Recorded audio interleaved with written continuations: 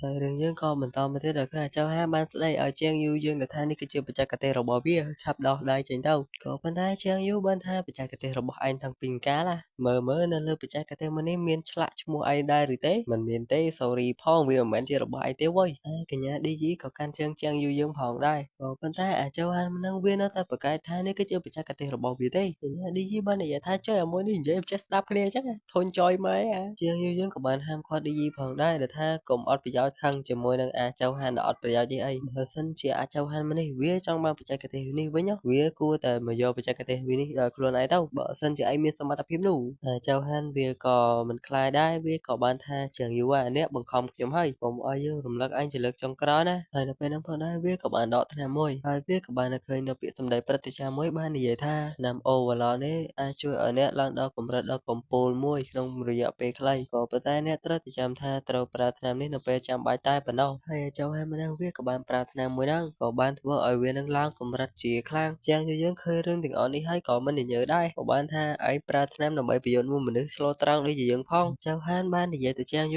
ើងវិញថាកម្លាំងដ៏ខ្លាំងបែបនេះប្រើតែបន្តិចក៏អាចសម្លាប់ឯងបានដែរអាស្រមោចហើយនៅហាមបែបនេះគឺជានៅដល់កម្រិតពាក់កណ្ដាលនៃអាណាចក្រសៀនវូហើយឌីយីក៏បាននិយាយថាចៅហានឯងឈួតហើយមែនទេជាងយូបាននិយាយឌឺថាអូយដំណាក់កាលពាក់កណ្ដាលនៃអាណាចក្រសៀនវូសោះធ្វើណាឯងនិយាយលយខ្ញុំគ្រាន់តែប្រើបីស្នៀតតែម្ដងដើម្បីឲ្យឯងងាប់ទេណាបធូរបន្ថយដៃខ្លះចៅហានបាននិយាយថាជាងយូឯងពិតជាឆ្លើយមែនឯងចិត្តងាប់ហើយនៅនិយាយឆ្លើយទៀតក៏បានលោទៅបច្ចេកស្នៀតអ្វីទេចេញរន្ទះឆ្វេងឆ្វាយពេញហ្នឹងចំណែកឯឌីយីក៏ស្រែកថាជាងយូគ្រោះថ្នាក់ណាស់ហើយកន្លែងហ្នឹងភ្លាមក៏បានផ្ទុះយ៉ាងខ្លាំងហើយយើងក៏បានឃើញចៅហានមានទឹកមុខភ្ញាក់ផ្អើលជាខ្លាំងក៏បានថាមិនអាចទៅរួចទេយើងមិនខ្វល់ពីពាក្យសម្ដីអាចៅហានមិនហ្នឹងទេក៏បានថាស្នេហ៍ទី1ចៅហានវាមិនអស់ចិត្តទេក៏បានបញ្ចេញស្នេហ៍ទី2របស់វាវាយតែចាំងយូរបស់យើងក៏ប៉ុន្តែចាំងយូបានគេថាស្នេហ៍ទី2ហើយអាចៅហានមិនហ្នឹងវាក៏បានបញ្ចេញស្នេហ៍វាមួយទៀតមកចិត្តការចាំងយូរបស់យើងក៏ប៉ុន្តែចាំងយូយើងក៏បានថាស្នេហ៍ទី3គឺជាវគ្គបញ្ចប់ចាំងយូក៏បានថាខ្ញុំនឹងប្រើស្នេហ៍របស់ខ្ញុំ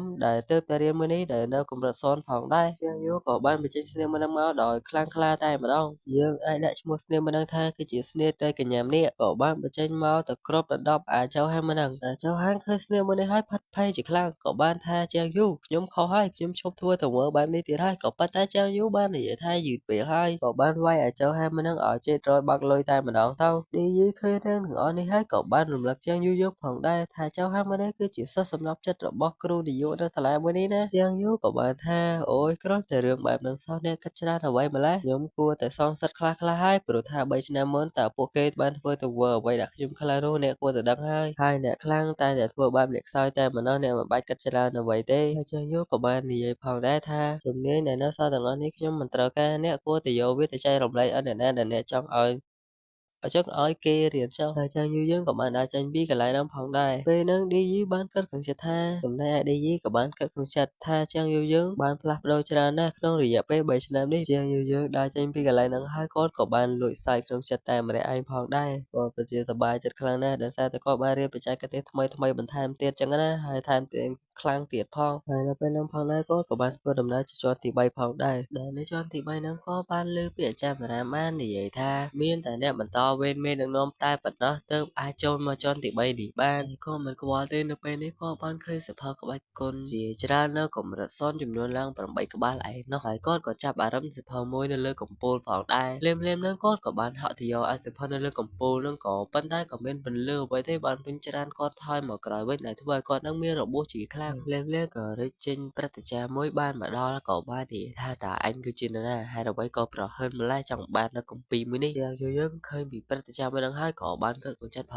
ដែរព្រឹត្តិការណ៍មួយនេះកម្លាំងរបស់គាត់គួរឲ្យភ័យខ្លាចខ្លាំងណាស់ហើយគាត់មើលទៅកម្រិតរបស់គាត់ពិតជាខ្ពង់ខ្ពស់ខ្លាំងមែនតើនិកាយហុងវូមានមនុស្សបែបនេះតាំងពីពេលណាមកពេលនោះព្រឹត្តិការណ៍មួយហ្នឹងក៏បានគិតក្នុងចិត្តផងដែរគិតក្នុងចិត្តថាក្មេងតូចម្នាក់នេះនៅក្នុងតែកម្រិតអរិយចក្រធាតុទាំង5តែប៉ុណ្ណោះអាចទប់ទល់នឹងការវាយប្រហាររបស់អណ្ដើកខ្មៅបានតើនេះជាកូនចៅនៃនិកាយសៀនវូរបស់ខ្ញុំតើមែនទេជាងយូពិតជាស្ងល់ជាខ្លាំងដែលថាទីនេះមិនមែនជាទឹកដីសៀនវូទេគឺជាហុងវូទេតើព្រឹត្តិការណ៍មួយហ្នឹងក៏បាននិយាយថាហុងវូស្អីសៀនវូស្អីគឺជានិកាយតែមួយតែប៉ុណ្ណោះគាត់ក៏បាននិយាយបន្ថែមទៀតថាគាត់ចង់ដឹងថាចៅយូហេតុអ្វីក៏មកដល់ទីនេះតើអ្នកណាបានបញ្ជូនគេមកគាត់ក៏បានប្រើប្រាស់ធម៌ពលមើលពីការចងចាំរបស់ជាងយូយើងចឹងទៅជាងយូយើងនៅពេលហ្នឹងគាត់ក៏បានភ័យស្លន់ស្លោផងដែរតែឯព្រឹត្តិការណ៍មួយហ្នឹងបានមើល ឃើញពីទស្សនភាពទាំងអស់ដែលកូនចៅជំនាន់ក្រោយរបស់គាត់បានធ្វើបែបចែវយូរយើងទៅគាត់ក៏បាននិយាយថាកូនចៅជំនាន់ក្រោយមកនេះពិតជាធ្វើទង្វើមិនសមហេតុផលមែនគួរឲ្យអស់សំណើចខ្លាំងណាស់តែអាចារ្យយូររបស់យើងនេះក៏ភ័យមិនស្ទើរផងដែរខ្លាចគាត់មើលឃើញពីអាចកំបាំងរបស់គេចឹងទៅណាដែលគាត់មិនចេះស្លាប់ហើយពេលនេះព្រឹទ្ធាចារ្យបុរសក៏បានបង្ហើបមកតែម្ដងដល់គាត់បាននិយាយថាគួរឲ្យចាប់អារម្មណ៍មែន